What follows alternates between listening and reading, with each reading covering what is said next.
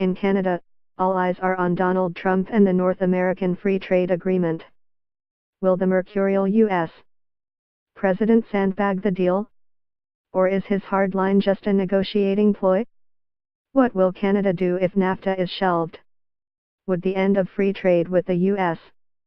be a disaster? A temporary inconvenience? A plus?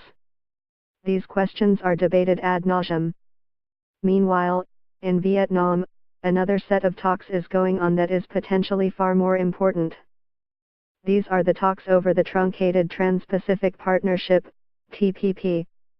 Originally envisioned as a 12-nation pact centered on the United States, the TPP fell off the radar in January after a newly elected Trump pulled America out of the just finalized deal. Without U.S. participation, it seemed, there was no reason for the other 11 countries Canada, Japan, Mexico, Australia, New Zealand, Malaysia, Vietnam, Singapore, Brunei, Chile and Peru to carry on. Canada, for instance, had entered the original talks reluctantly and only because it feared that a TPP, which included both the U.S.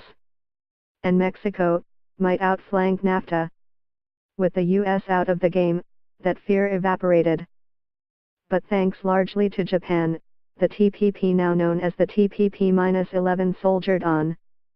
The government of Prime Minister Shinzo Abe sees multilateral trade deals as the country's salvation, the only way to pull Japan from the economic doldrums. In particular, it wants so-called rules-based deals that give advanced economies, such as Japan's, an edge over those such as China's, which focus on cheap labor.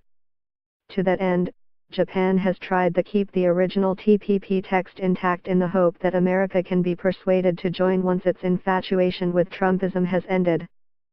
Some other members of the 11, including Canada, are more interested in using America's absence to renegotiate elements of the deal that they don't like.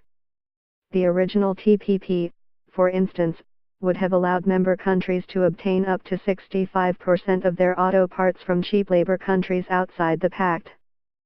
It also would have raised the price of some drugs and limited the ability of governments to enact cultural and intellectual property policies that are deemed to interfere with trade. The original TPP text contained language on labor and environmental rights. But CBC reports that Canada wants more, as well as a chapter on gender rights. Where all of this will go is unclear. Officials from the TPP-11 are meeting in the Vietnamese city of Da Nang prior to the arrival of leaders this weekend for the 21-member Asia-Pacific Economic Cooperation Summit. Japan wants an agreement on the TPP-11 by then. Prime Minister Justin Trudeau says he's in no rush. Indeed, Canada's preoccupation with NAFTA has left the government little time to focus on other trade deals. But this one is important. Like all such deals, it is about more than trade. It is about forming economic blocs. NAFTA was designed to form an economic bloc centered on the U.S. Similarly, China's Asian Infrastructure Investment Bank, to which Canada belongs, is designed to form an economic bloc centered on Beijing. The Eurasian Economic Union is a bloc centered on Russia.